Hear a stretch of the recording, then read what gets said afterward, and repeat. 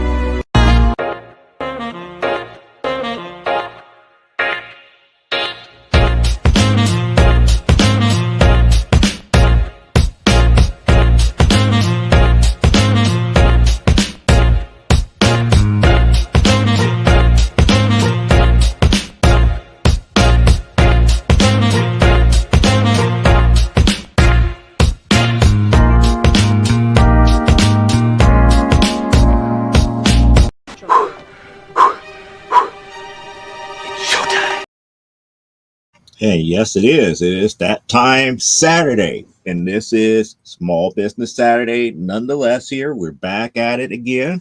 We're right here on another episode of From the Desk of a Small Press Publisher. I'm your host, Joe D. McPhee.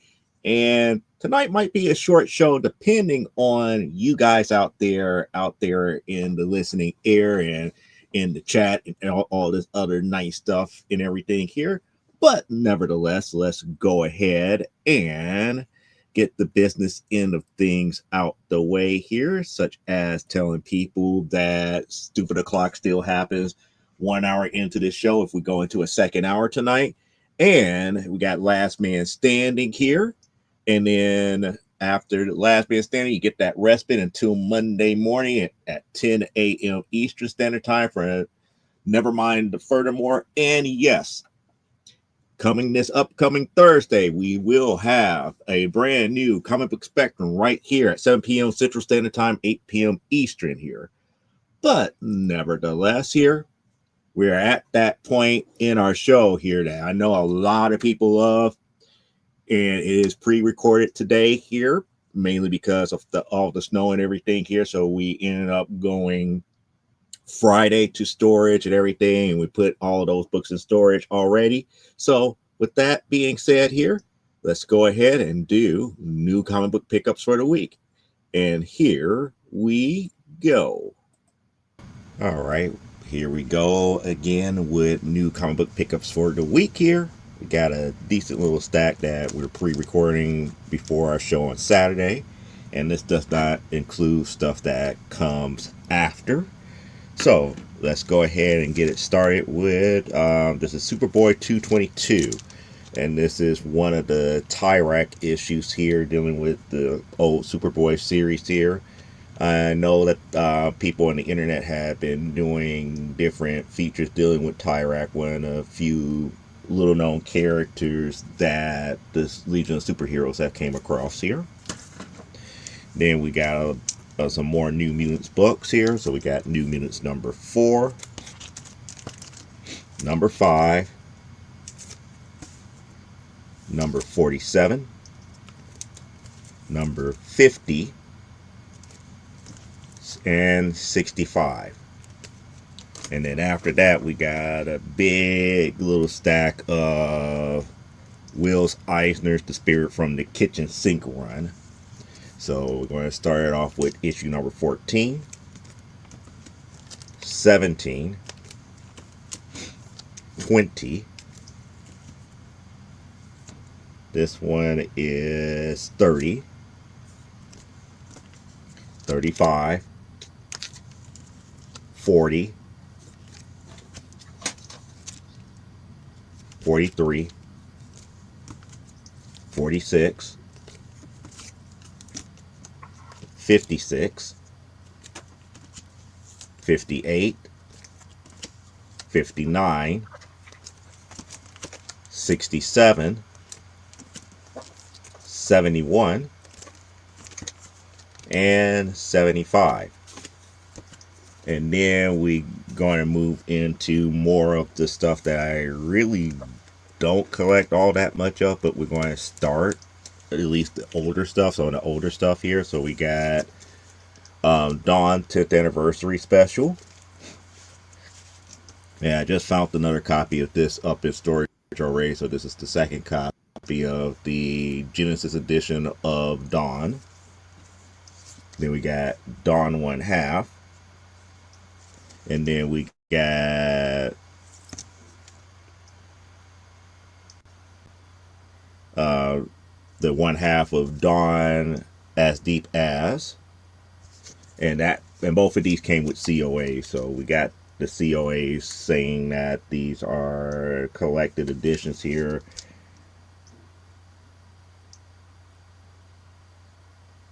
Yeah, so yeah, both of them say that they're limited editions here. Those are the 1/2s. And then we got from volume 2, issue number 4 or 6. So now the only thing I'm missing from volume 2 is 6 of 6 here. And eventually I would get that. That one is the black cover issue number 6 here. We got Micronauts number 16. And then this is a curious one. As Aaron would say, this would be indies from the 80s with Flair number 1. So yes, I'm slowly going back to try to pick up issues of Flair because that's another series that was kind of interesting at the time, but now I'm up here more along the lines like, you know what, let me just go ahead and start collecting that and just get it over with. We got the official index to the X-Men number 7, so I'm trying to get all of those squared away. And then we got a goodie but an oldie that it seems like it's well loved, but it is actually in pretty decent shape minus the cover. And that is Jughead Annual number 4 from 1956. And that is a pretty thick book. And I was looking at the spine, I was like, wow, the spine is pretty much good, but we got that big missing chunk there. And some of the pages are a little bit folded over, but a decent press and everything. I might actually think about sending it in to reserve it. Then we also got Superboy number 1. And the reason we got this one is because this is the first appearance of Knockout. It's in this volume number 1 for Superboy. And last but not least, we got another copy of Wonder Woman War of the Gods. And that is new comic book pickups for the week here, minus the stuff that might come in between now and the show here. So we're going to toss it right back to the studio. And there you have it. We got new comic book pickups for the week. And yes, technically there was supposed to be new books coming today. However, because of the snow and everything, I just now saw on the UPS website, not UPS, USPS, United States Postal Service, that most of the deliveries that are supposed to have been today has been postponed until weather conditions get better. I kind of wish that I would have read that earlier, or else I would have had a less, would have been in a better mood per se, because it's one thing when you see all the tracking saying, oh, it's going to get delivered today, it's going to get delivered today, it's going to get delivered today.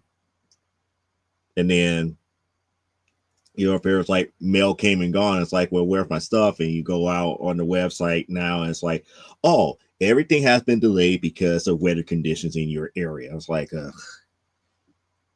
well, so goes their model.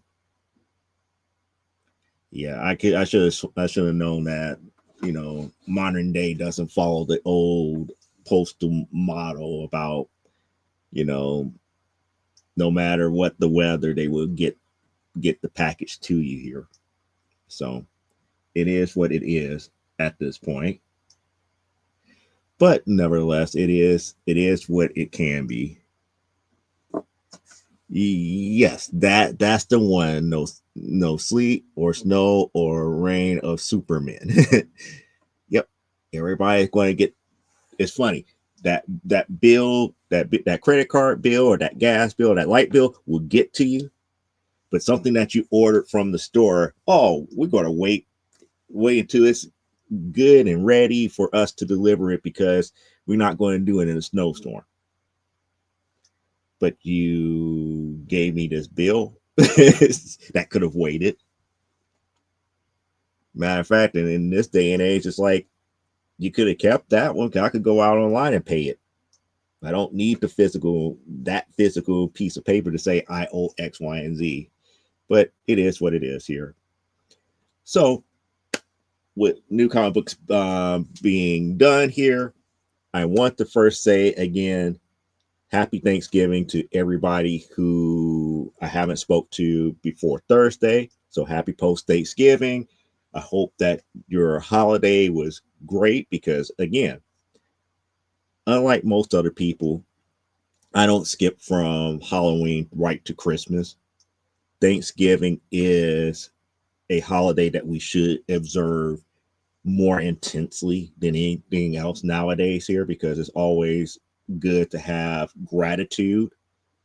And yes, the tradition is still in place, to be thankful, even though we don't have to really live off the land like the older ancestors who claim that they found this country or landed on this continent here. It's more along the lines of the simple fact of just being grateful for those things and just taking the time to observe the fact that we almost made it to another year and we're still here. We're still living. We're still kicking around. We're not wanting for much. Some of us have whatever food that we got. It is what it is. We got our health. We got nourishment. We're talking and doing what we can to be better for self and for others. So pretty much that's what Thanksgiving should be. It should be an air of gratitude for surviving another year before we get into Christmas. So, that's just me. And I'm not going to go into no rant about it here. I could, but I'm not. But with that being said, here we get through Thanksgiving. What happens right after Thanksgiving? We get rid of all that gratitude and go right into consumerism with Black Friday. Now, did I do any Black Friday shopping? Not really. Not really. Things are, I wouldn't say tough, but it's just nowadays, it's like you look at Black Friday stuff, it's like it's not really deals anymore like it was back in the day. It's almost like Black Friday sales are just regular sales now. It's nothing out of the ordinary.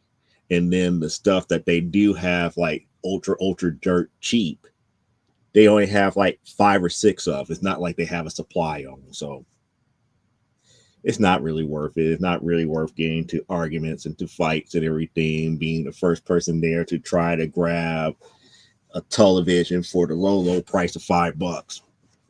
Not worth it anymore. And then today, out of all days, well, yesterday was okay because I went to storage, but what saddened me today is the fact that what a lot of things people keep forgetting here is like another reason why I like Thanksgiving, and this is another reason why I like this Saturday, because this is Small Business Saturday. And over the last couple of years, we skipped from Black Friday to Cyber Monday, skipping over a Small Business Saturday, not looking out for the smaller guys and the mom and pops and people like myself and everything like that who are trying to make a living bringing you goods and services and everything to that magnitude here. We wouldn't have corporations if we didn't have old school mom and pops and brick and mortar stores that grew into those entities that we, hold near and dear as of right now. It's not an easy thing to grow a business into those mega corporations, but at the same aspect here, mom and pop stores are always going to be the cornerstone here. Because why? They're always going to be around, right down the street, around the corner, and easier to access than your average bigger stores here. That goes for anything from like grocery stores, drug stores, beauty supply stores, restaurants. there's always going to be a mom and pop shop closer to you than a bigger name place here. Does that mean that you should always shop for them? It's like, I still believe in let the buyer beware, but at the same time, those who really deserve your business, and if you want to really help your community, keep it within the community and buy within your community. That's all what Small Business Saturday is really about.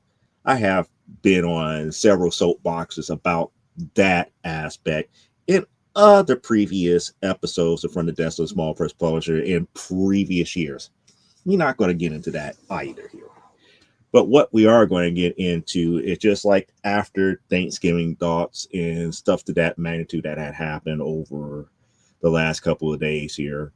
As I stated last week, we got three issues of Legends of the Giant Slayer done. I am thinking about writing chapter 4 for the actual lecture up here soon, but for those who waiting for Primetime Saturday Night number 6, I have gone back to that. I am almost finished up with page 6, which is already into the Bootsy's Night Strike fight as of right now. So yeah, it's a good possibility that we might end up launching Legends of the Giant Slayer and having Primetime Saturday Night ready for C2E2 next year. Speaking of C2E2, I still got to make more payments on the actual booth here. So more to come as far as when everything has been finalized, everything has been paid for. I could give you booth numbers and where everything else is at during that time here. Amazonia, I still need to get the stuff. Well, actually, I've been taking stuff off and been putting it back on because I've been clean just the general area that I work in for when I do comic book stuff here. That table right there, I have cleaned it off and then put stuff back on it. The Bristol boards are right there, sitting right there next to it. Every time I get ready to work on it, I get sidetracked by something else here, but that's just the life of a creator. It's always some type of work that needs to be done here. I haven't got back to really, hand drawing other than the custom covers that I did not too long ago. And that's more money that I have to put aside to get those graded and have them ready for C2E2. But it is what it is here. And being is like, love the term Bristol boards.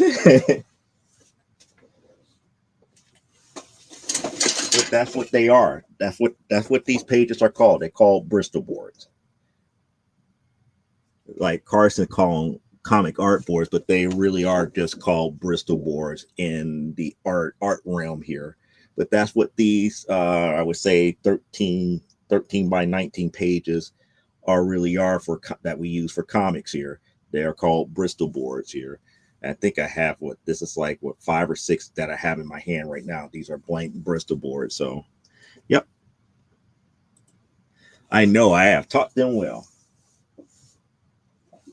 No, I just reinforcing it. I'm not saying that you didn't do your due diligence here. I just reinforcing it. But that's what they are called and everything. So, it's one of those things where once you get that first line on that Bristol board, usually it's just smooth sailing for there. Just like when I do Primetime Saturday Night, when I start working on panels within DOS Studio, it's not just work on one panel and then go to another project. It's like, no, I'm doing multiple pages at a time or multiple panels in a day.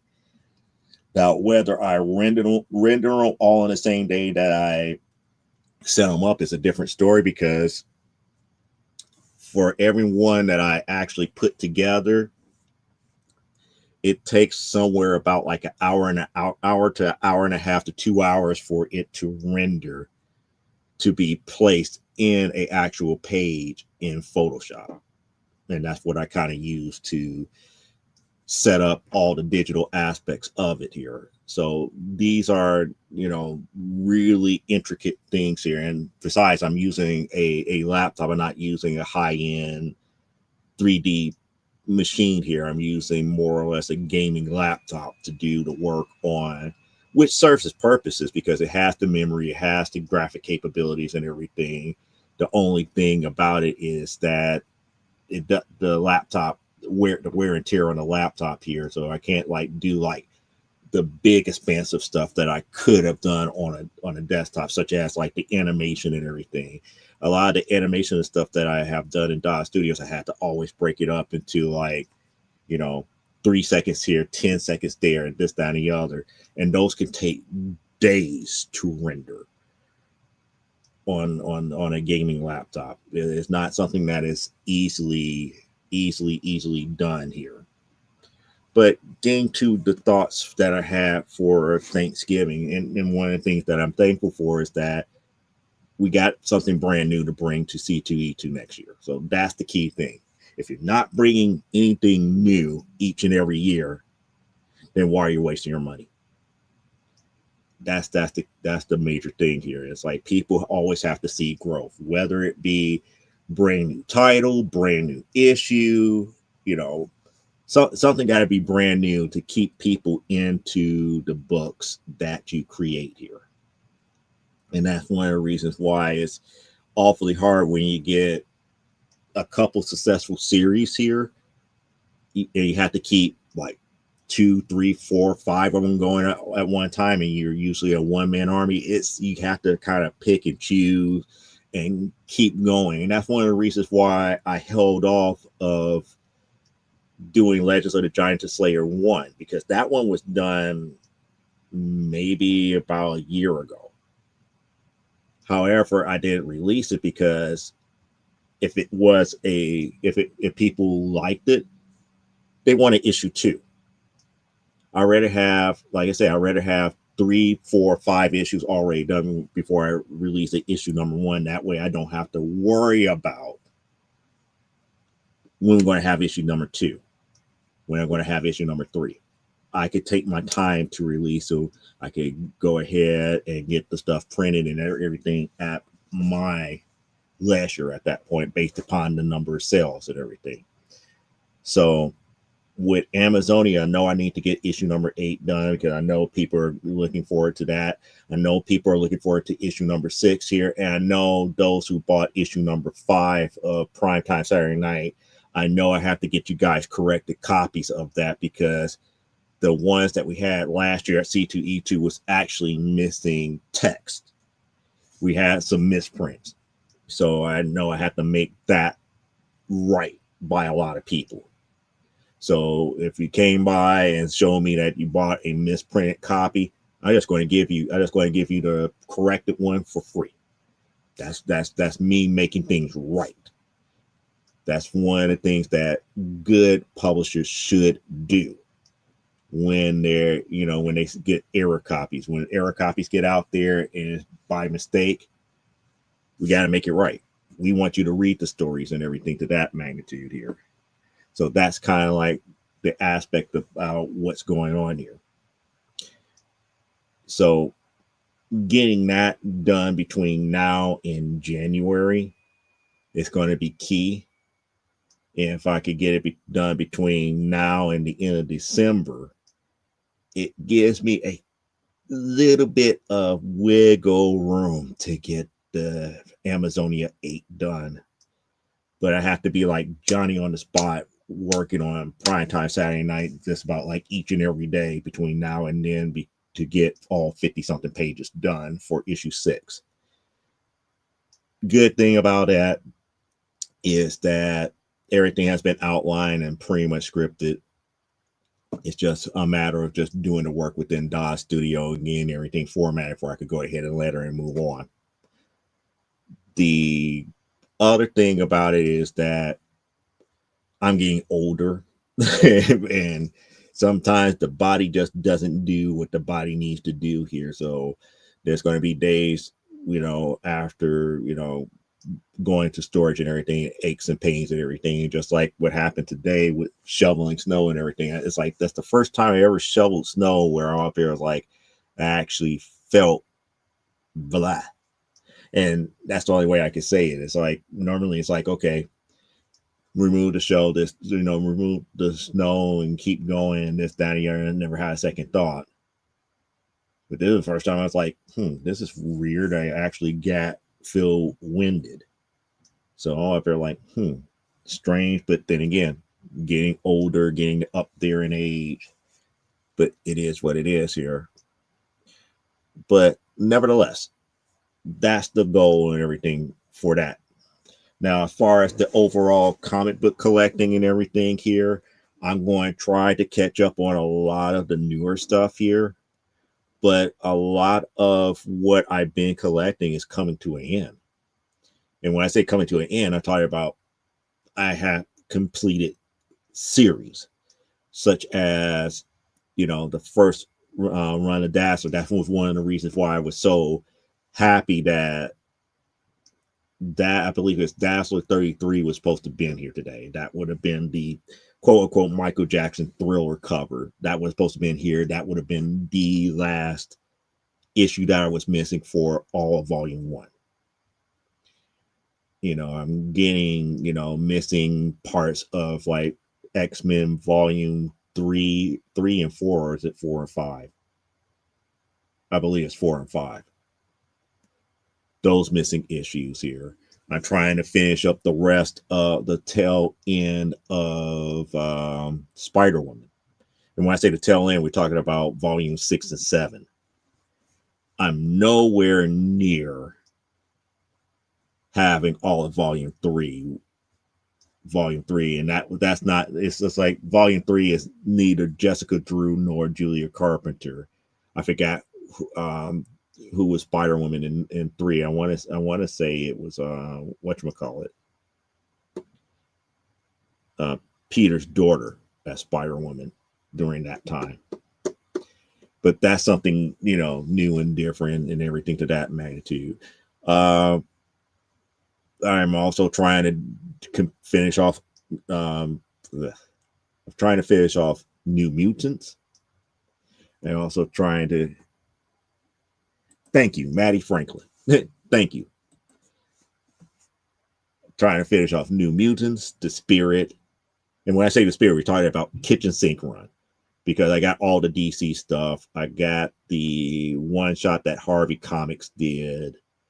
I got most of the magazine versions of it, but the Kitchen Sink regular formatted books, I'm getting closer and closer to that here.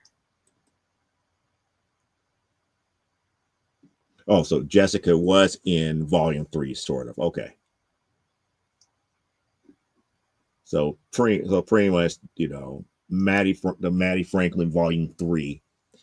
I do have a few issues of that, but I'm not in no rush to get that one completed here.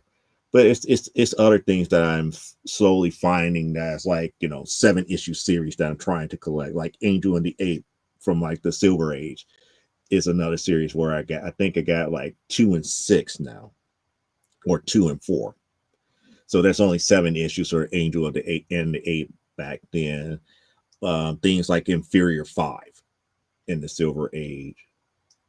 But it's getting there. It's like everything that I'm planning to keep for preservational purposes, we're getting closer and closer to having complete runs and everything. And if I do get extras, it's pretty much I'm buying extras because it's more along the lines either comparable to one that I have or better grade. So that's the way that it is here for that. And getting everything sorted in storage. I mean, well, how can I put this? When I was like, for example, I showed Aaron not too long ago that I found another Marvel Tales. I know he collect Marvel Tales. I really don't collect Marvel Tales because Marvel Tales are really reprints here.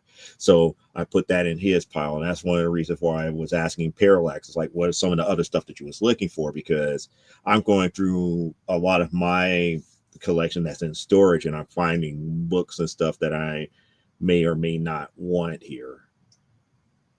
So pretty much that it is what it is here. Now I'm getting closer and closer, like for things like Jaguar from Impact Comics. I think I could almost put together like 2 or 3 complete full runs of it, and that I think it's like 1 through 12 plus the annual. But eventually they're going to have to get like a issue 1 graded and some other stuff graded. And for those who've been a part of my whatnot shows, I can put together full runs and stuff, but nobody wants to buy or anything to that magnitude. So sometimes I might just end up giving away. Like, for example, I gave away a couple of full sets of Volume 1 Amazon's Attack from way back in the 90s. And I still got maybe like 2 or 3 more full sets that is set aside for a giveaway / sale. So it's just one of those types of things here that as people ask for different stuff or are looking for different stuff, like, if I have it, I'll go ahead and give it. Don't have any problems with it. But then again, I'm also collecting odds and end type stuff now, because all the main stuff that I'm been working on are just either just about complete or near completion here. Like, for example, I believe with Double Impact, I got all of Volume 1. I'm missing, I think, the 1/2 and issue 3 of Volume 2, and then there's other odds and ends here. It's like I haven't read Jaguar in forever. I forgot how it ended. They left it kind of in a cliffhanger, to be quite honest here. And the reason I say to be quite honest, is that the main character comes to grips with being the way that she is in the final issue here. But the thing about it is, I don't know how to take the annual. Is the annual really a part of the main 12 issue run, or is the annual just a separate standalone story that has no continuity? Because those two stories, the last issue, I believe it was like issue 12 or issue 14, solidified that she is who she is now. It's like, her regular persona now understands that.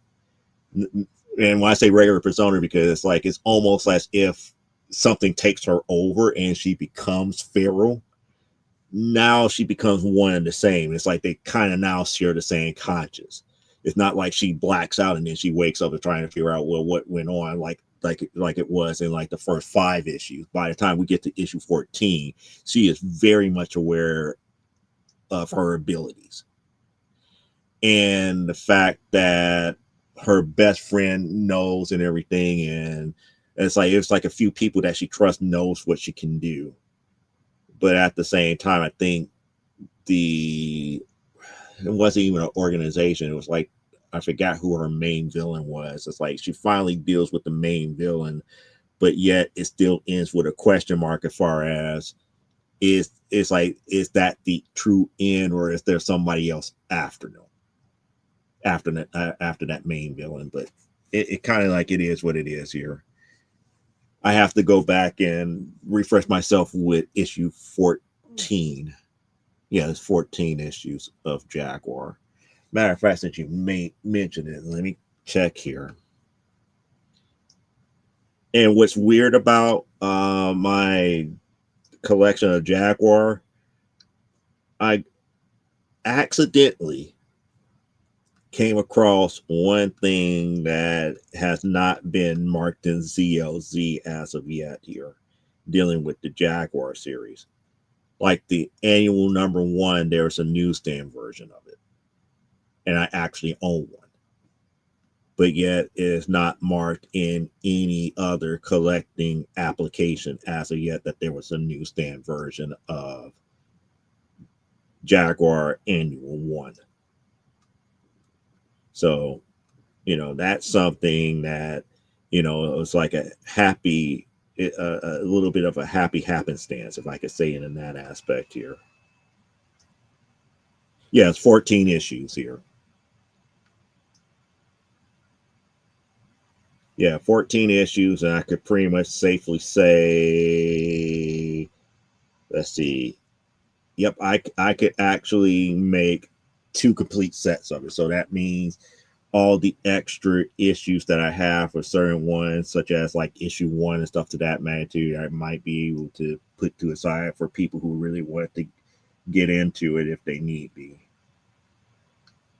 But yeah, the Jaguar, there's a newsstand version of the Jaguar Annual.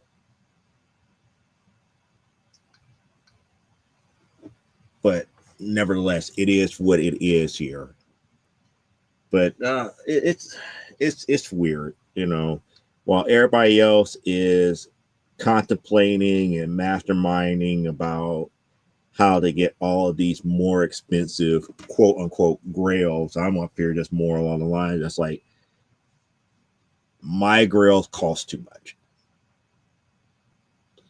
I rather complete series and just be able to have them, and eventually some would get graded for we could go ahead and get ready to have them displayed for time purposes here, where people could come in like on a pop culture day or like a Wonder Woman day and see all 6 volumes of Wonder Woman on display and stuff to that magnitude, and people wax nostalgia for it. But that's a hope and dream and everything to that magnitude. I mean, if it comes to fruition, it comes to fruition. If not, oh well. Yeah, I still need to find a lot of the Brubaker Captain America series here. I got a whole bunch of them. From from issue for volume 5. So I'm like missing like the first 20 of them. I know they're somewhere around here, but like the tail end of that volume 5, I have that pretty much was during the time where Bucky became Cap. And then volume 6 was, the whole thing where they kind of brought back Steve for a bit here. And I can't find my issue 13 of volume 6, or else I would have the whole thing with that. Then volume 7 was where the very end Sam became Cap at the very end. So I have all of that. And then after that, it's like, the Donny Cates run and all these Donny, Cates and all the other people. I didn't collect those caps here. Yeah, wax on, wax off. Yes. That's a good series. Yep. Yeah, is that the one where Cap trade is? I believe so. That was volume 5. That was volume 5 because that was when I believe there was a couple of issues where they drained the super soldier serum from him and he became older. He actually aged. So it was interesting here. Like I have one issue of Sensation Comics, not the run, just the one issue up for the run because of money. Exactly. That's one series that I have not started to collect here. I know people who have them for sale. I just don't have hundreds of dollars to buy those books. And when I say hundreds of dollars, it's like, he's up here selling them for like $300, $400, $500 a pop. I don't have that type of money. I'm up here trying to finish off Wonder Woman volume 1. And I'm in that range of anywhere between 150 to 250 before we really get sub 100. And when we get sub 100, that's when we get into like that 200 to like thousands range, depending on quality.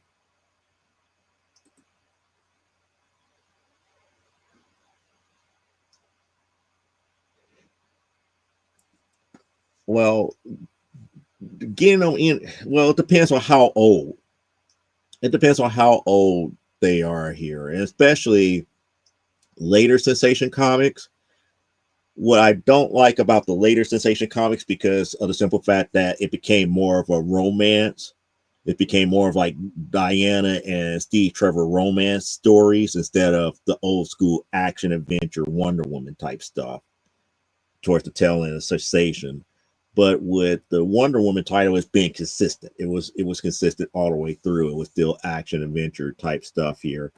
But even in a 2 for Sensation Comics, you're still looking at anywhere between $500 to $800 a pop. Those books are hard to come by, and they're short in number, so they just, because it's just so many, so the lack of so many of them still in existence, unless somebody happens to go and have like a warehouse find, and now all of a sudden, boom, here's all of these Sensation comics from like the 1940s. The price of Sensation is not going to come down, and a lot of prices of Wonder Woman sub 150 are going to, and it's not, they're going to still be pricey. And I say sub 150 because you can still get books, in the 100s every now and then if you're not really caring about condition, for like 20 to 40 bucks. But if you care about condition, these books are never cheap here. Yeah, I'm talking about the real ones, not the love. Okay. Yeah, pre-Kennedy Wonder Woman. Yep. Yeah, we're talking about anything from like 1940s to like 1960. So yeah.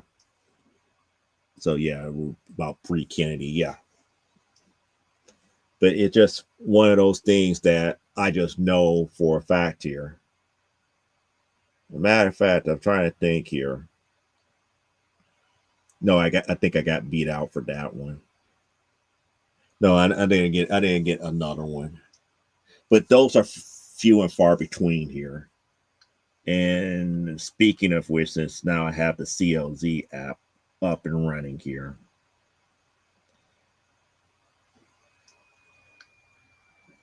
let's see.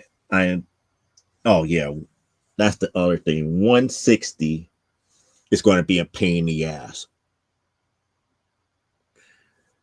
160 is a cheetah issue. So you're going to have people who speculated on the movie, speculated on a couple other things. So that book is going to be a pain in the rear to get. Usually, if it wasn't speculated on, that book would be like a $40 to $50 book, but now that's over $100 here.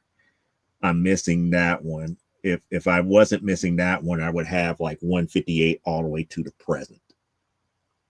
That's how deep it is here. And then after that, I have to get 157.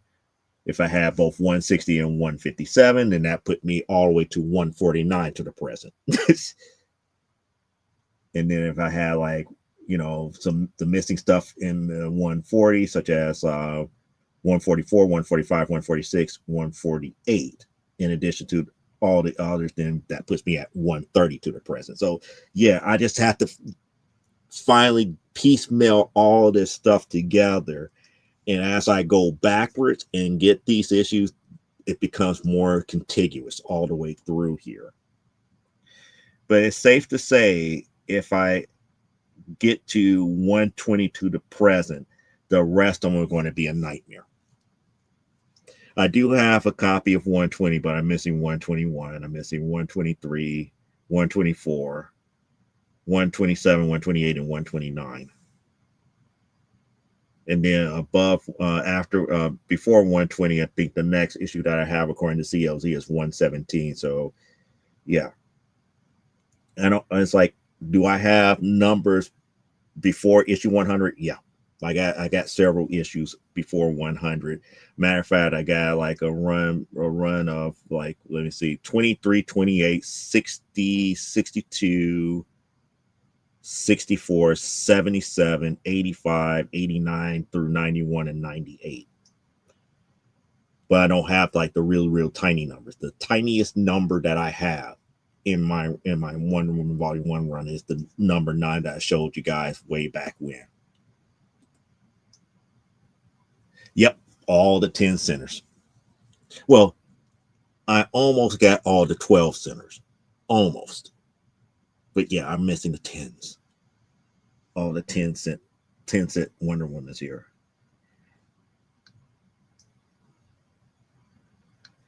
I believe I have all the 12 centers.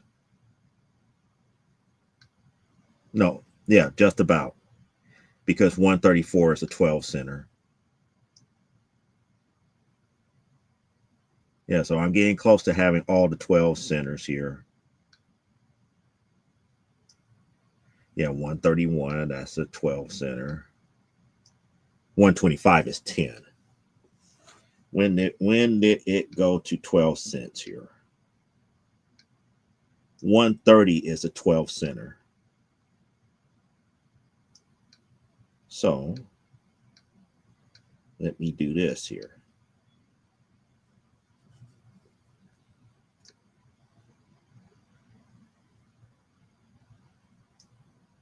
When did it go to 12 cents? 128. No, 127. So I need to get 127, 128, 129.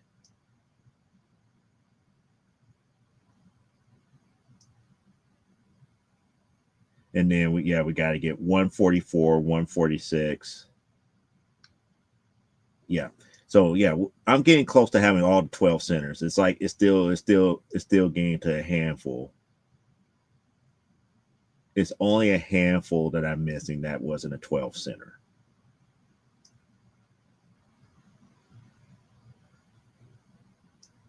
So yes. Man, 160. Why did 160 have to be a cheated issue? But anyway. Yeah, so all the 10 centers are missing, and I'm only missing a handful of 12s. So that shows you how deep it goes. But then again, that's one of the reasons why up here it's like I've been fighting beyond fighting with myself to get the X-Men stuff the way that I have like my Wonder Woman stuff, because originally after volume 3 I didn't care. I stopped caring about X-Men because it's not the same type of stories and everything that I grew up with. And it's weird because with Uncanny X-Men, I have all of volume 1, all of volume 2. I need to find my issue 24 of volume 3. And issue 24 is part of the original Sin, original Sin story arc. So that one, when I find it in storage, it's there when it's there. And then I'm missing a handful of issues of volume 4 of Uncanny X-Men, and it's bringing me to nausea to want to go back and get all of volume 5 and volume 6. And that was really because X-Men really hasn't been X-Men since volume 3. I'm sorry. All of this new stuff that they're doing is, I don't know.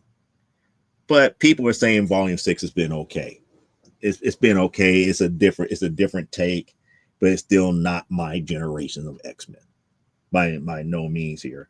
And then when we get into like the series that was the offshoot from where Jim Lee's X-Men series was here, I have all of volume 1, all of volume 2, all of volume 3, and I need to finish off volume 4 and volume 5.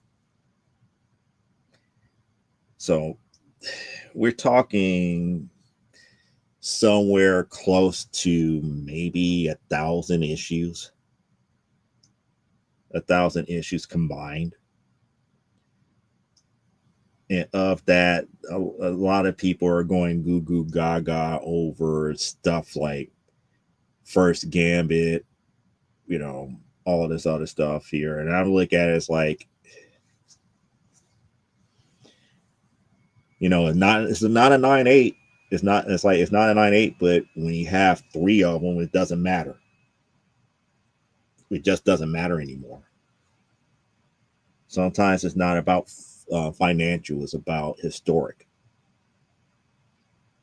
You know, we try to keep track of miscellaneous nonsense, if I could say it in that aspect here. It's like, oh, First Gambit is worth a lot of money. It's like, yeah, but it's still not like first Miles Morales. That to me has more of a impact here. And then I look at these types of things here. Why did I pick on first Miles Morales more so than First Gambit? Gambit has been established for a long period of time, but again, you got people who do speculation on it. And if it wasn't for the fact of the X-Men movie and the fact that Channing Tatum was playing them and all this other stuff, his first appearance wouldn't have shot up. Same thing with Jubilee. Those books have been pretty much in the plenty. And still in, as far as I'm concerned, it's still in the plenty. Just like Amazing Spider-Man 300 is still in the plenty. It hasn't, the number of available copies have not fallen off yet for these prices to get inflated the way that they have been here. And Tori is saying, my brother David says current X-Men is more X-Men, but he collected for decades, and he said that I should read the Magic books, but not full price. He said not to read Magic books.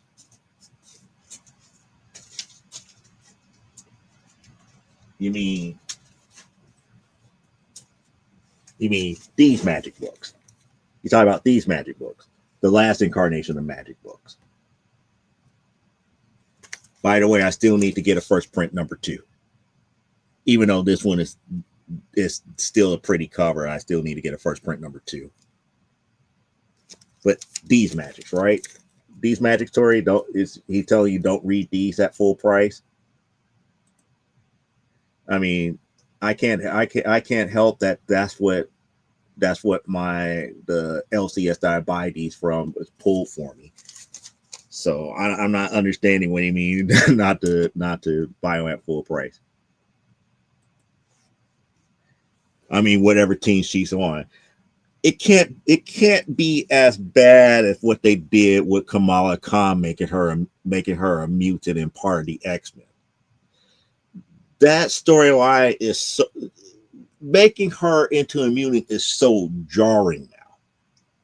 It's very jarring in that aspect because of the fact that all her other volumes had canon, straight, good, adulterated.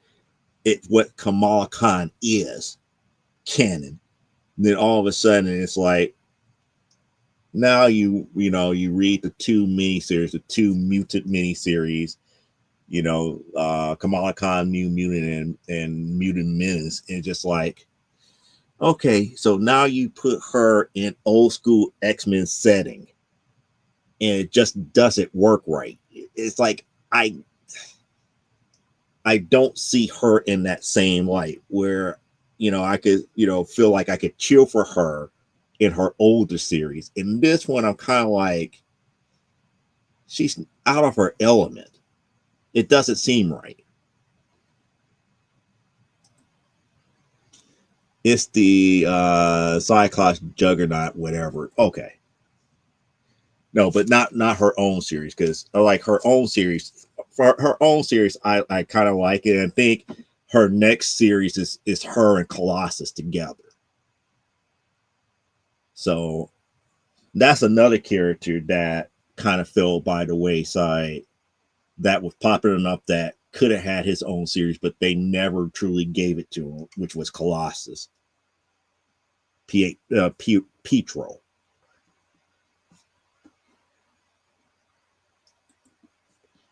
But it would be interesting. It would be interesting to see the dynamics between Magic and Colossus as that series goes on. Just like another series that I really want to complete, but I think it's going to be awfully hard to do because issues after issue 100 goes into a very small print count would be Film Force. And yes, people, I have finally got the first 100 and I want to say like 110, 100, 105, 110 nonstop. Finally, I finally got the elusive issues in the early goings, like in like the early tens. I finally got those now where I have all the first 100 unbroken, and giving a copy of issue 1 over to our friend over here, Parallax here. So she's going to finally have a copy of issue number 1.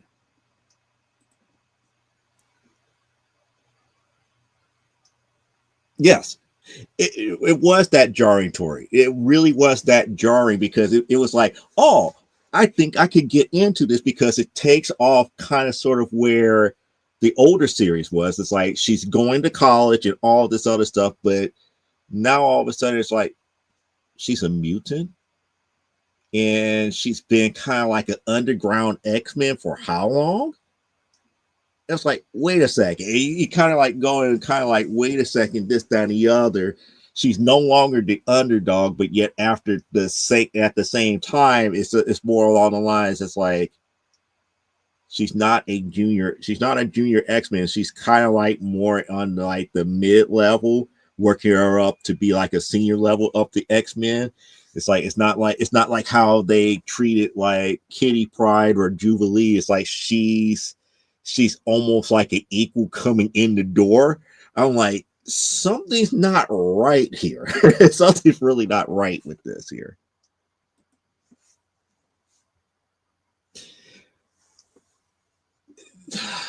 They probably not going to, I shouldn't say they.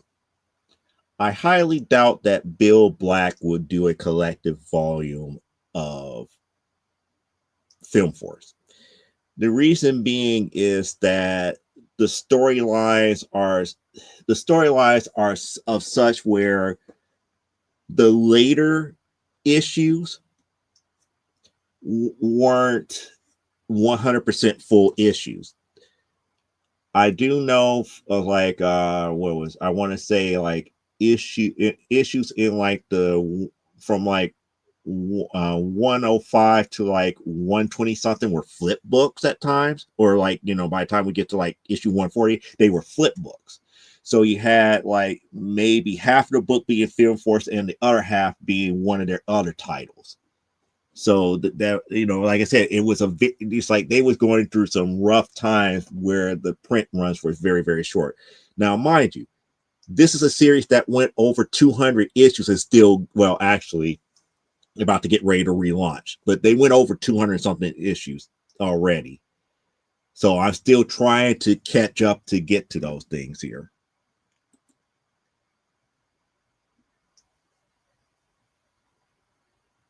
I have only seen one issue. What, one issue of Film Force?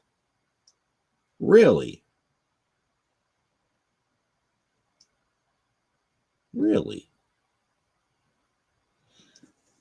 Hmm. Hmm. You said, yeah. Wow.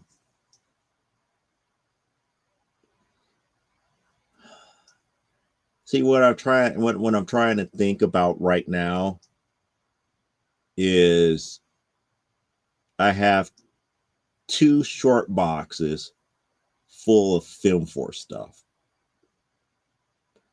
but that's Film Force, the title itself. And that still doesn't talk about all the other overflow stuff, such as like Film Force, the Film Force horror books, the Film Force, Film Force Up Close, the Good Girls Art Quarterlies, things like Sky Gal and Night Vale and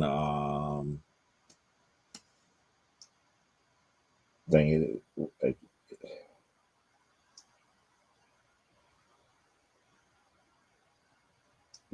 Black Diamond, something Phantom, if that's the cowboy one and stuff to that magnitude. But there's a whole bunch of offshoots that were members of Film Force. So yeah. Well, yeah. Joan Wayne is still there, and then I forgot who the supposed new Miss Victory was later became Rad in the series. And that was a whole big to do between Rad and Joan. But it also made me think here that it's like we know that they're two different people, but it almost like, they almost kind of like clones of one another, except one had a little bit more edge than the other. Like Rad had a hard edge to her, while Joan Wayne was like, the stereo. Her and Blue Bulleteer were like the stereotypical old school superheroines back then. Blue Bulleteer was kind of like your more cult classic. Your what was it? I forgot the actual term. I don't want to say cult. It's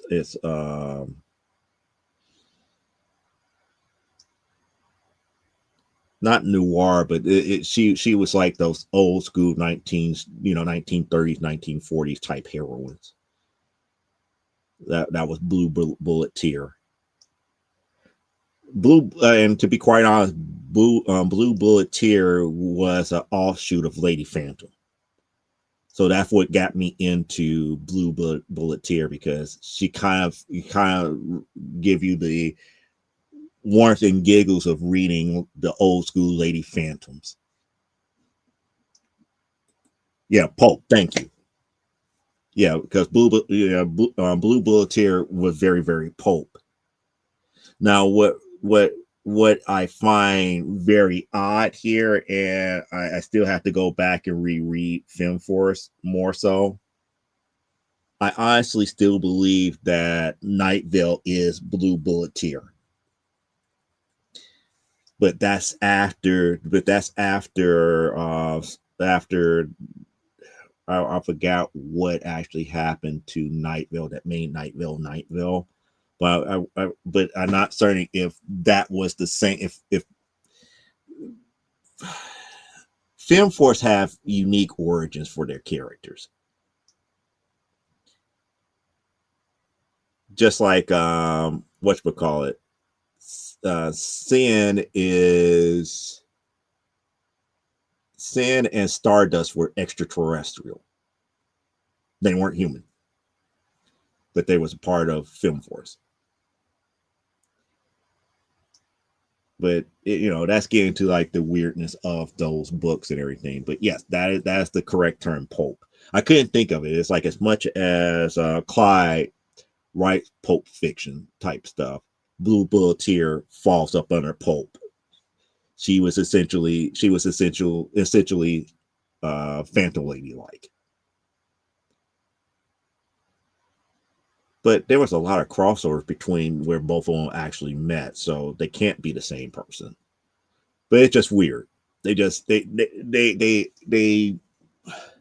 maybe ancestry. Maybe they're of the same family by ancestry, but it's just weird. It's just so weird and everything here. But that goes into like decades and decades and decades of reading film force. But the reason I stopped to think, I was like, no, that's two short boxes. It wouldn't be easy to go to, to be like, okay, I pull those two short boxes and bring them from stores. Like, no, I can't do that because I don't have a car to do that. It's not like an easy pull the boxes, bring them in, have it set up for a show, and I could be like, here's all the film forces that you might be able to look for and why you need to look for them, stuff to that magnitude here. But if I was messing up, a certain Miss Parallax would have been interrupting me. It's like breaking news. Here's where I made a mistake. But no, seriously. But yeah, that's another series that I would like to complete to its fruition. But a lot of the issues in the 100s are such small, short printed that it's a nightmare. And when I say it's a nightmare, you have to buy them pretty much from AC Comics. They're hard to find in the wild. You might be able to find issues between 1 and 100 out there in a while, more so than any issue after issue 100 in a while.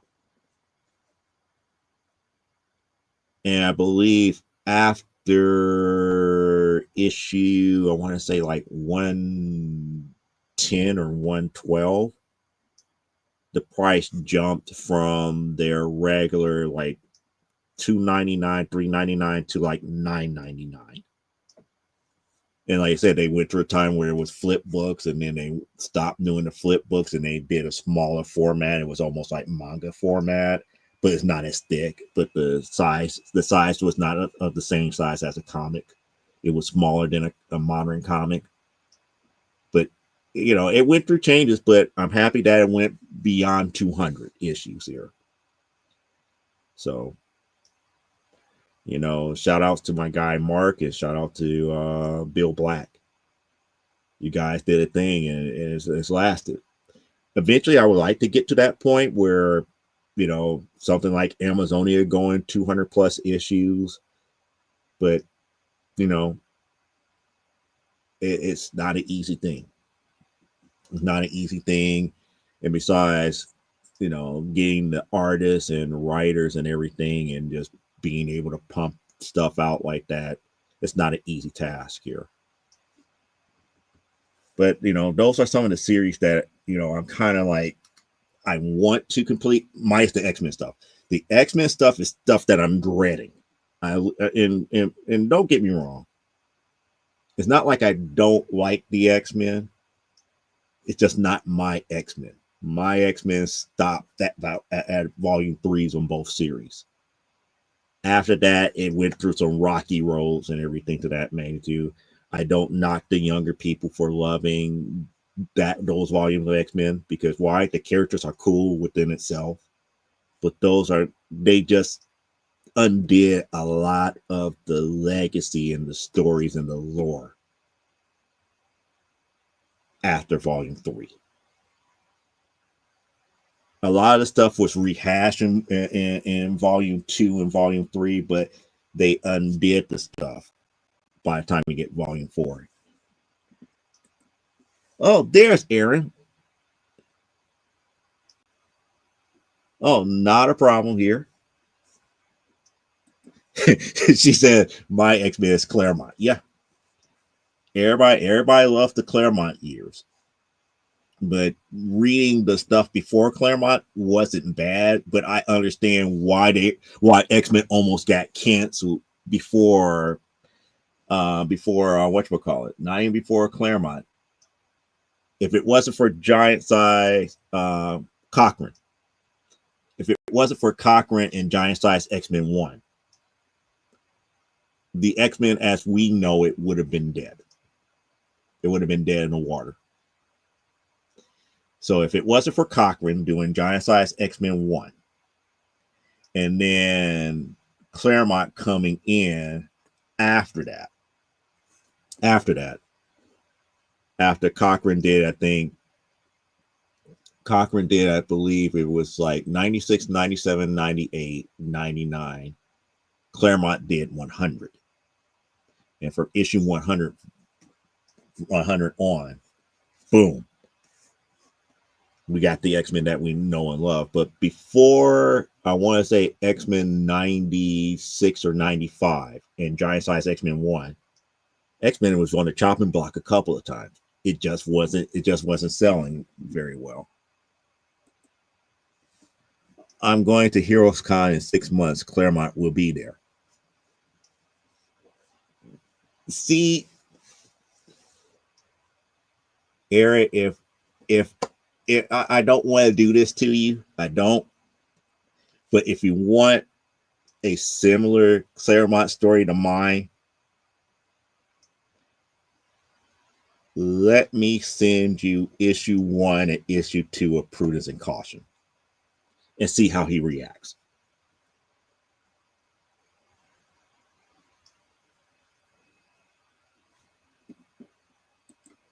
So let me know. Let me know if you want a similar experience like I had. I'll give you. I won't say give as in you can have, but I would send to you Prudence and Caution issue 1 and issue 2. You could get them signed, and you could have the same Chris Claremont experience that I had when I gave him, when I had him to sign my Prudence and Caution #1.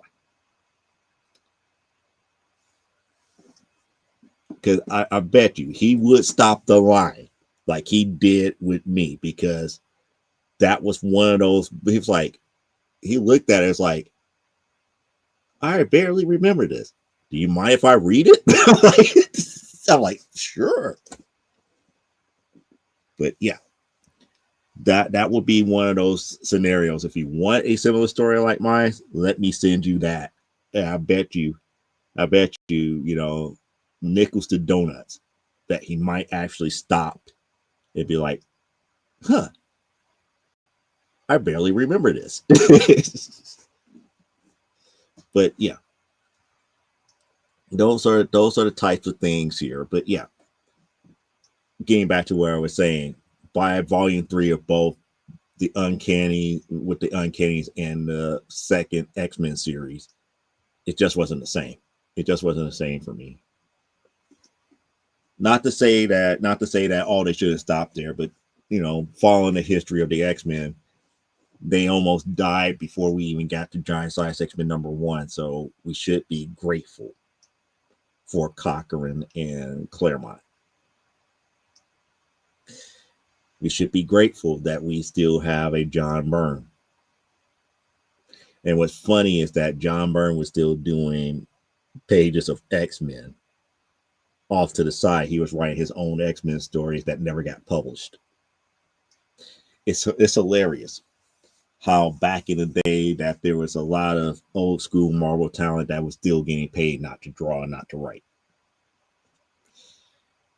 But, you know, those are things that we, you know, tend not to truly think about or nor focus on.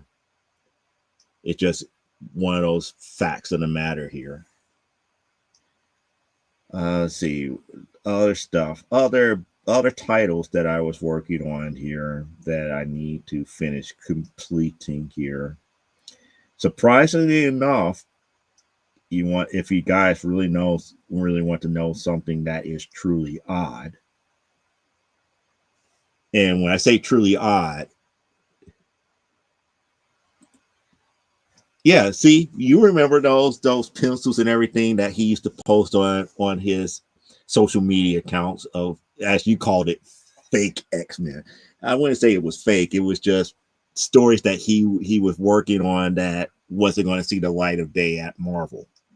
They weren't going to see the light of day at Marvel.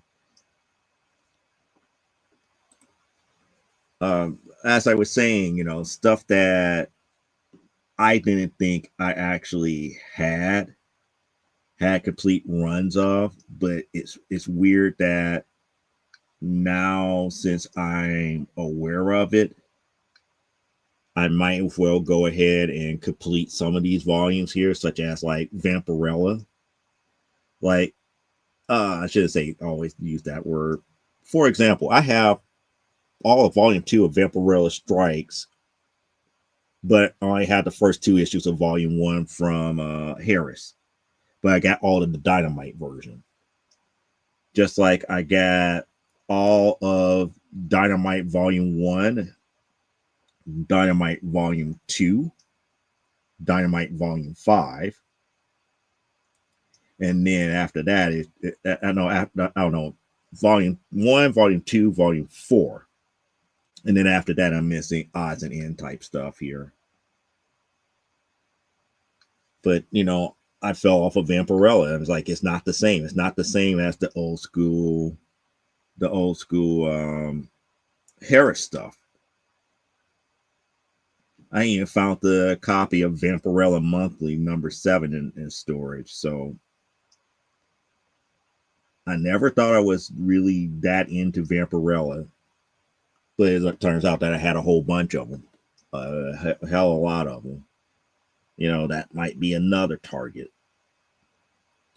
Supergirl might be another target depending on how much more I find of it in storage. I think I have all of volume 1 of Superior Spider-Man. I just haven't put them all together yet because I found some other issues in storage that I finally put off to the side. I had to put it in its proper boxes as a whole here.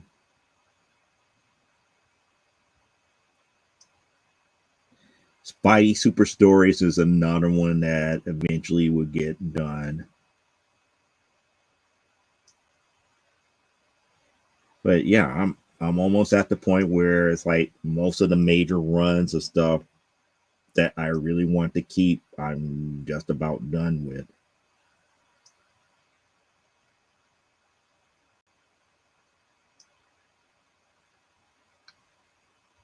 And I'm kind of happy, Well, I shouldn't say kind of happy. I am happy about a lot of this stuff here, but it just seems like a lot of the stuff that everybody else is going ape shit over. Like, oh, I want to have a complete run of Spider-Man. It's like, okay, Spider-Man doesn't float my boat.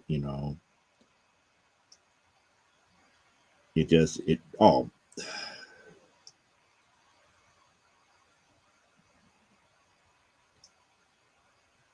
That's right. I do have. I'm looking at New Mutants Volume 3. I do have all of Volume 3. I just don't remember what Volume 2 was. What the hell was New Mutants Volume 2? I don't even remember a Volume 2.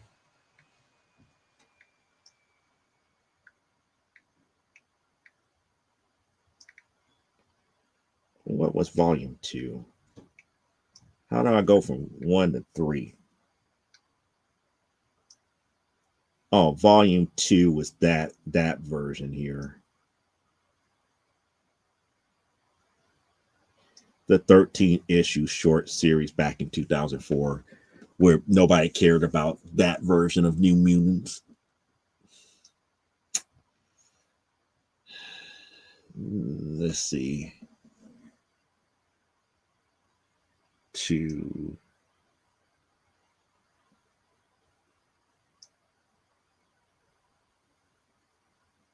So there was a total of 6 so-called 6 key issues in that run.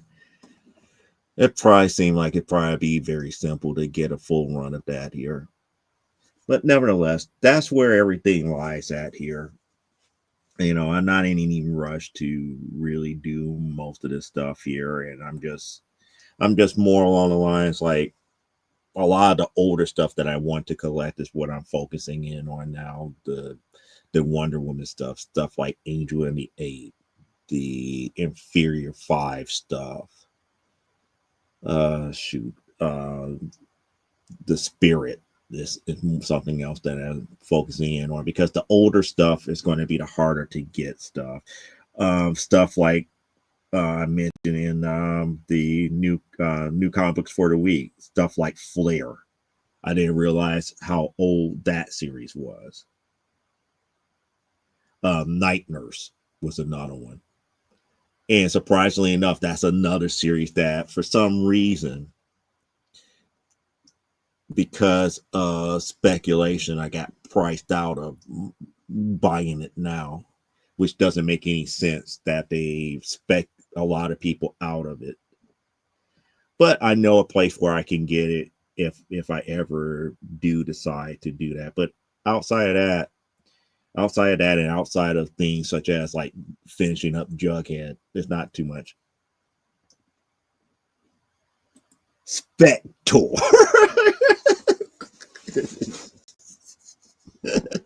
Oh boy.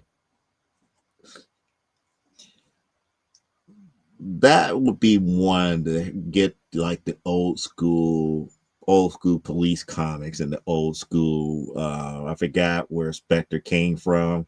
The cover where it's like he was putting people through the meat grinder. That would be like the one issue that I would get of the Spectre. But yeah, Spector. Yeah, I got the reprint of Night Nurse. It's a rip. Well, the recent one that came out that people are now charging $20 for, that it should be no more than like a $5-6 book, but they doing like six. They doing like doing like it's to $20 because it was a forgotten about series here. I don't know, but when I talk about getting Night Nurse, I talk about the original series back in like the 70s that went 4 issues. That they also speculated on those issues, and those are astronomical. You think $20 for what just came out just a few years ago is much? Let's talk about a couple of $100 for like an issue 4 in a good condition of Night Nurse from back in the 1970s.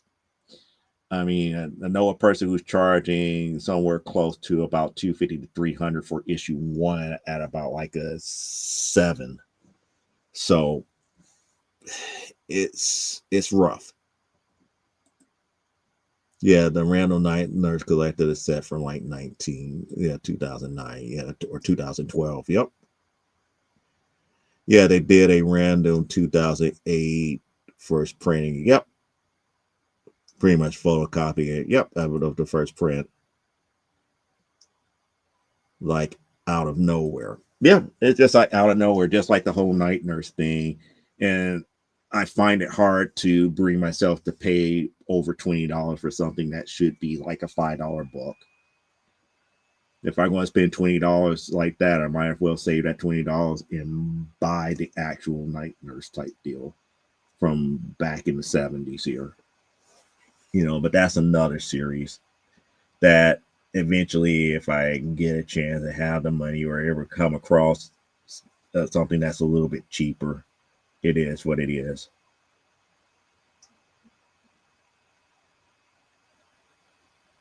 But nevertheless, here, yeah, I do have issue number 4 of ISIS, so that's not.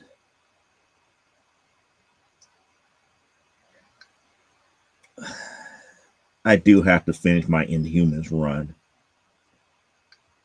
I do have to finish Inhumans, both Volume 1 and Volume 2. And Inferior 5. Inferior 5, I'm missing, 6 issues of Inferior 5. And surprisingly enough, I have a copy of issue number 1 from the original run of Inferior 5.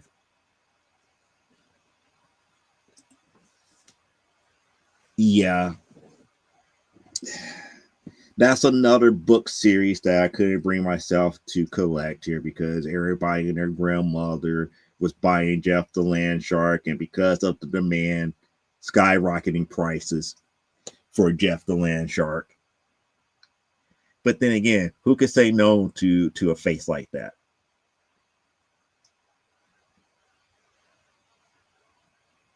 If you ever played the game Marvel Rivals and see him in his business suit, the only thing you could think of is Look at me, I'm educated Jeff. An educated Jeff. Yeah, they gave him a business suit and glasses and everything. It's like him being in like a Clark Kent suit. But it is what it is here.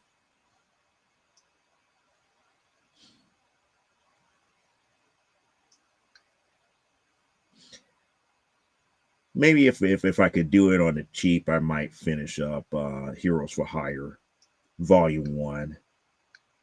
Volume 1 and Volume 3. Volume 2, I think I got all of them. No, I mentioned issue 15 of Volume 2. So yeah. So those are things that I need to truly think about here. He's a business shark. Jeff is educated. Educated Jeff with the Clark Kents with the Clark Kents on. Yeah, Beanie chose the green gem bow tie, the square glasses, and the pin for his tail, and the light suit pinstripe. It's like he has a briefcase of papers. He's highly important. Highly important. Jeff is life. Yes. Yes, but his books are not cheap. Not cheap at all. Matter of fact,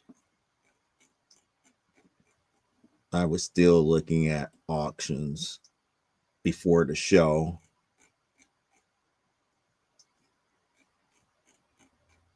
These are a lot of the Thor books and everything. I could come back to that. Let me look up to see how much people are charging for Jeff the Land Shark.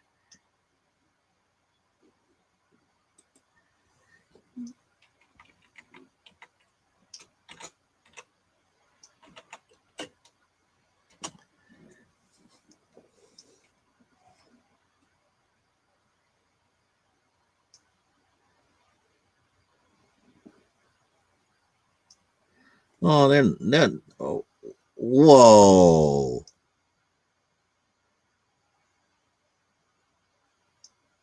I was like, oh, I'm about to say it's not that bad. And then I scrolled down a little bit. I was like, whoa, $50 for issue number 1. You got to be kidding me.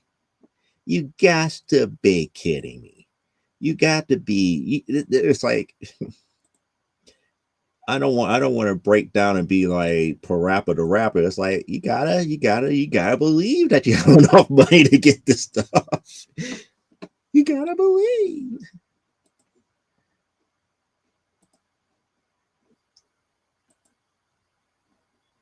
So I was about to say, oh, that's not too bad. It's like, issue 1 for $4, and then the Infinity Pause, $6, and then I scroll down.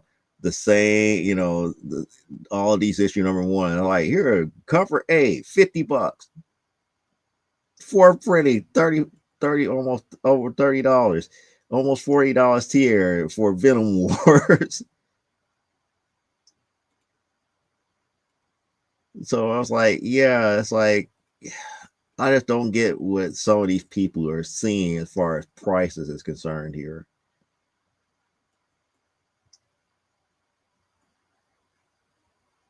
Jeff the Land Shark number 1, $20.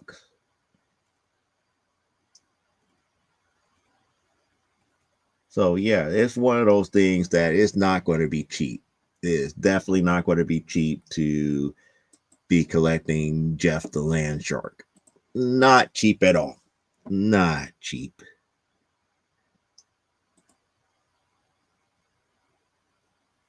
Huh. She said the YouTube.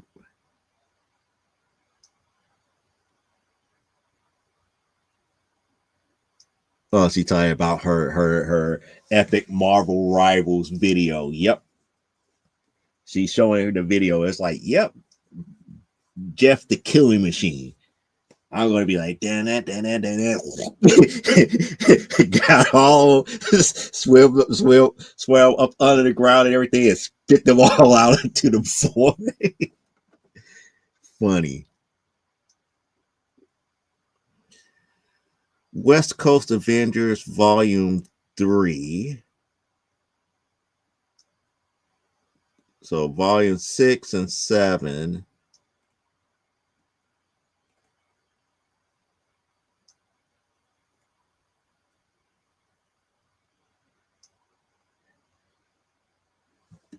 Volume 3? What the hell is Volume 3? I'm trying to picture Volume 3 of West Coast Avengers.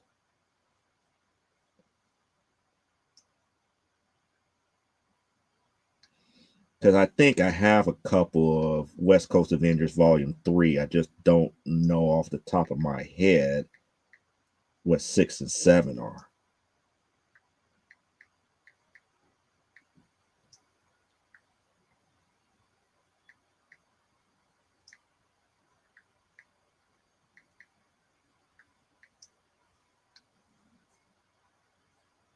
Oh, this okay.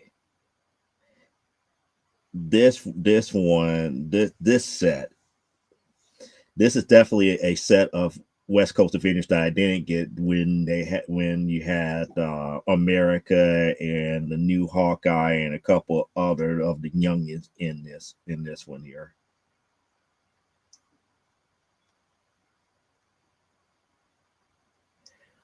Yep, that I might have to put that series on my list too to collect here. Oh, we have Tat in the house. So we got Tat in the house. He's like, yeah, off the subject, but go Bears. Don't get me started with the Bears. Or as I call them officially now, the Arlington Heights Bears, because they're no longer Chicago when they move. Arlington Heights is not Chicago, and Chicago is not Arlington Heights. But it is a pretty interesting run that they're on. They are currently in first place in their division, and I think they are 2 games away from clinching a playoff spot. Will they be able to make a Super Bowl run? Highly doubt it.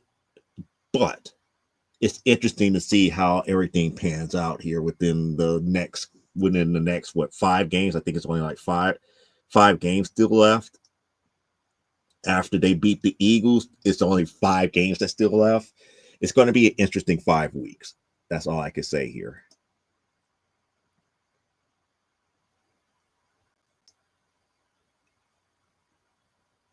Again, people are sleeping on people are sleeping on those issues here.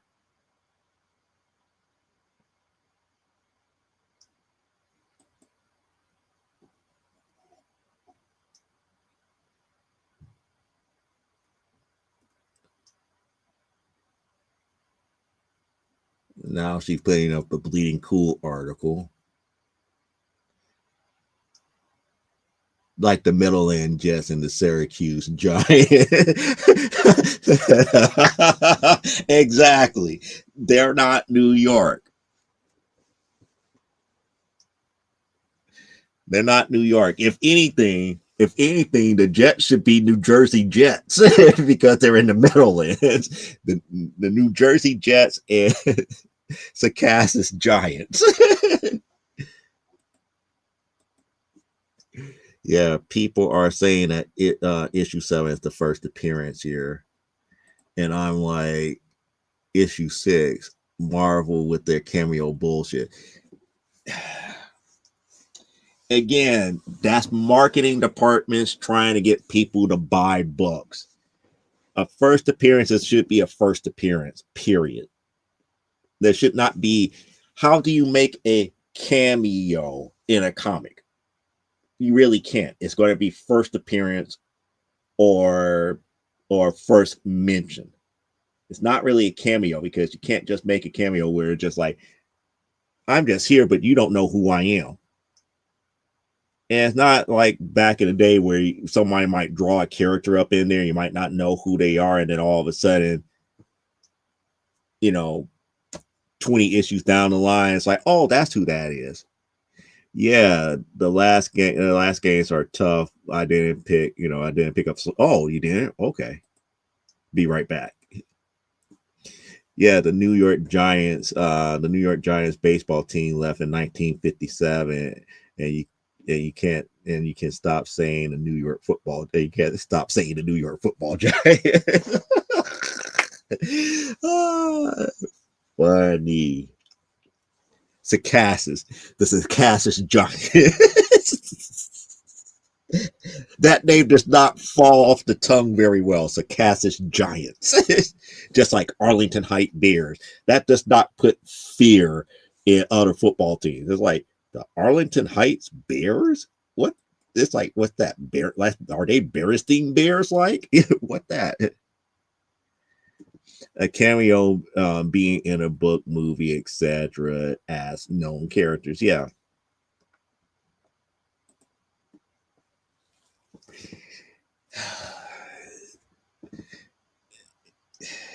Yeah. Circassus. Circassus. Circassus. Oh, so it's not even New York. It's the New Jersey Giants and the New Jersey Jets. The New Jersey Giants and the New Jersey Jets. Why? Because New York disowned them because they put that new stadium out there. Uh, but I'm in agreement with our former Mayor Richard Daley. Yeah, it's like the Bears want to move from Soldier Field and everything. So be it. But you can't call yourself Chicago Bears anymore because you're not physically in Chicago.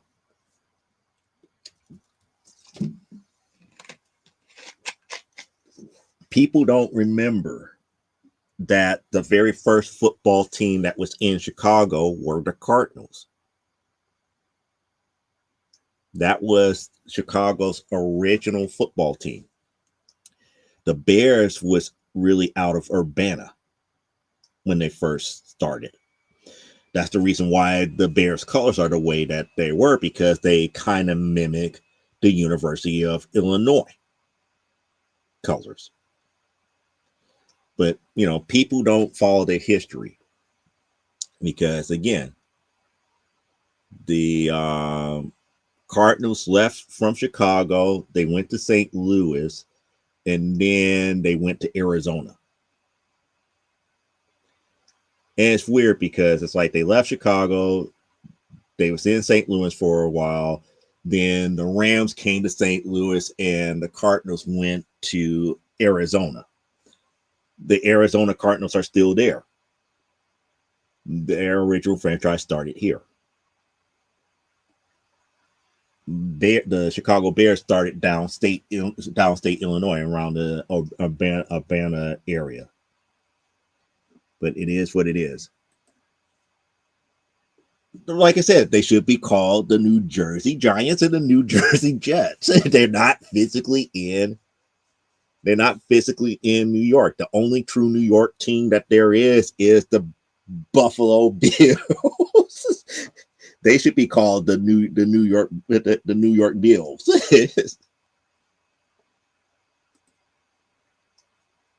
Daily Plaza.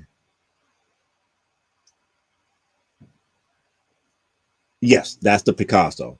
That was one of Picasso's arts there. It's Daily Plaza.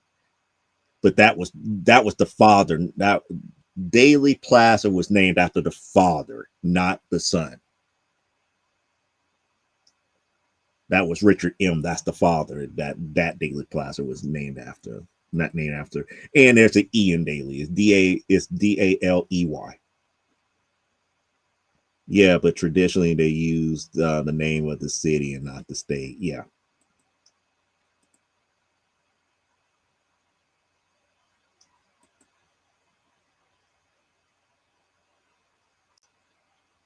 It's like I'm going to continue to refuse to put the E in the name of daily.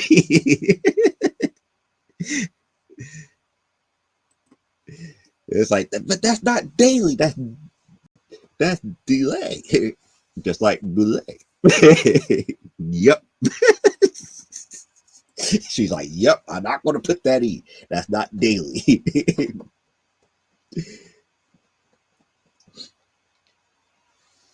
Boulay.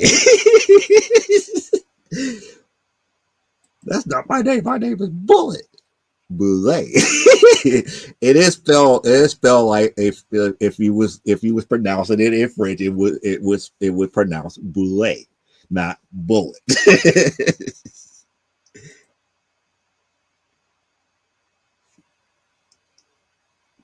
Day da lay. Not daily. Wait, wait. Hold on. Wouldn't that make the other daily Daily Dow E? It's not daily, it's Dow E.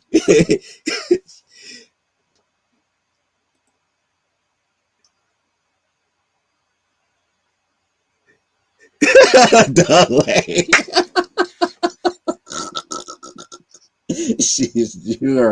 You are having too much fun here.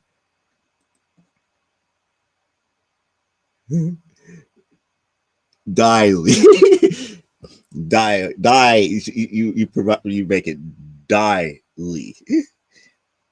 I was thinking dial E. Like dial soap with an E at the end, so it's broke down dial E with not daily. The daily news.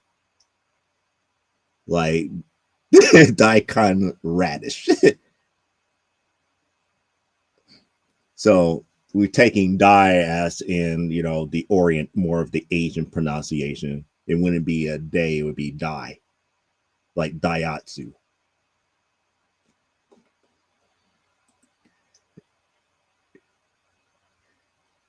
D so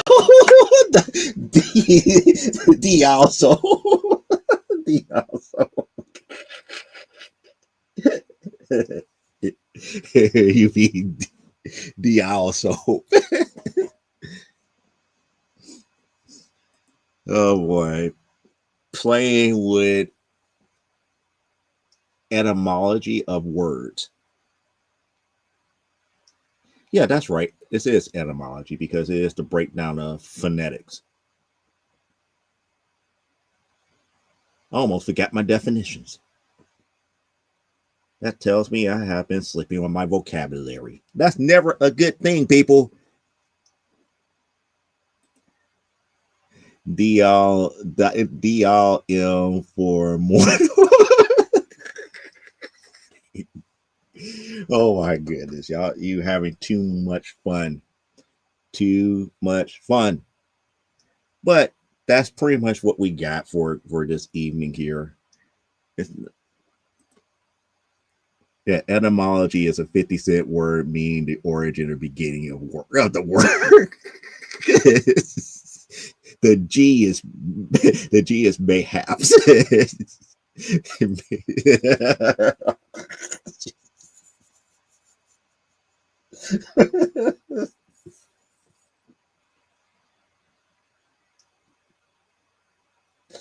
Okay, the G is mayhaps. The Genesis mayhaps. The Genesis. Well, no, because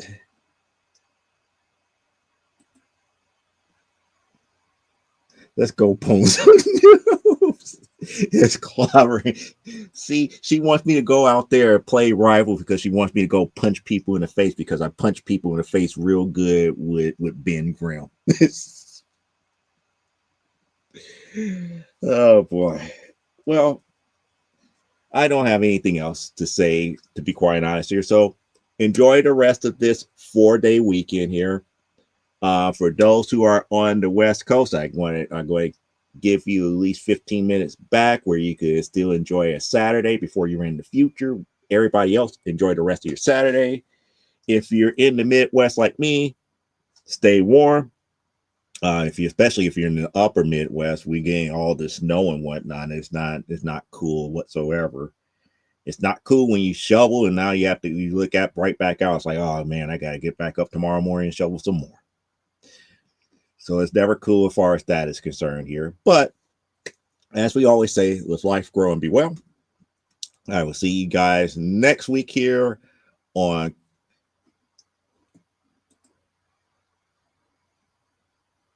I'm not even going to get into that. I'm not even going to get into that. Now, if we get anywhere near that, the only thing that I will say here is this: we are in a sad state as far as a country where we're shooting our own National Guards people.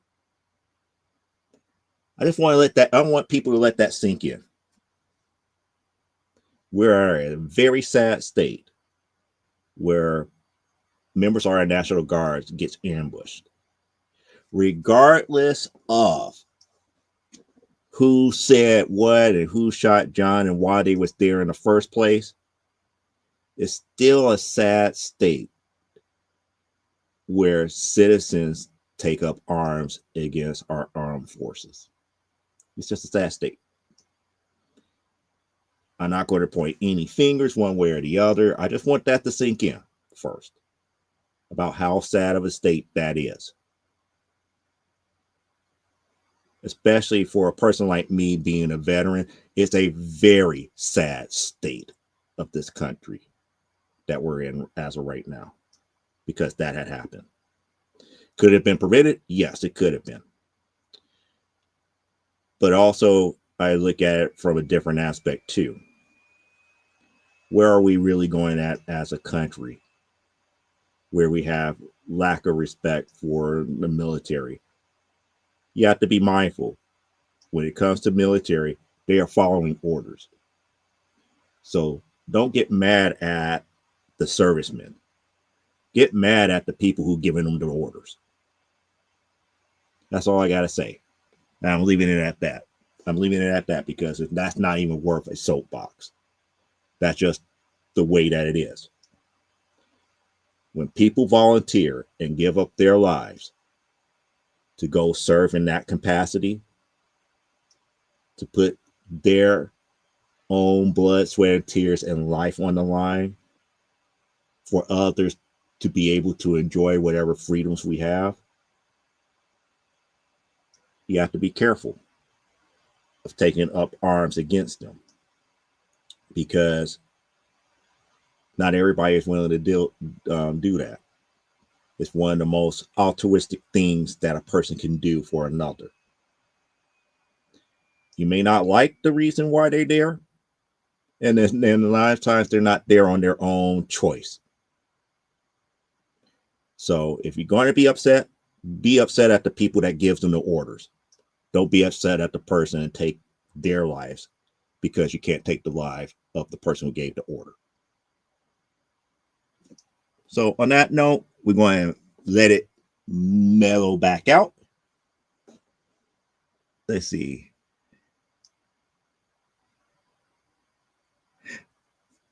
Well, I would say a wall. It would have to be some type of something that would be more conducive for geographic weather control. But then again, now we're going to get into conspiracy theory at the very end, and I'm trying to give the East Coast people their rest of their Saturday here because we don't want. Indeed, it is disgraceful and unwarranted. Thank you. Yeah, like Senator Kennedy said, you hate the cop. The next time you need help, call a crackhead. Wow. Well, Little Beanie hugged, the leg of a soldier at Penn Station, and the big dude that could bench press me, and he is like, "Oh my God, you're so cute." Yep. And again, it's like when I was in grammar school, there were such things as citizenship and patriotism and stuff to that magnitude, and understanding what that really was. We have gotten so far away from it. You have to think that we've been several decades away from when I was in grammar school. I don't think the kids and people nowadays have the same aspect of what patriotism is. But like I said, I digress. We're going to call it a night. So let life grow and be well. I'll be back here next Saturday. You never know. We might pick this back up next week. Hopefully not, because I tried to keep from being political. But in general terms, what happened there, I want people to really sit back and let that marinate. That's just sad. It's sad. It's sad. Yeah, all these youngins hate America and then leave. Then it was like, why would I leave? I don't know. But I leave that alone for right now. So good night. Have a good one. Until next week.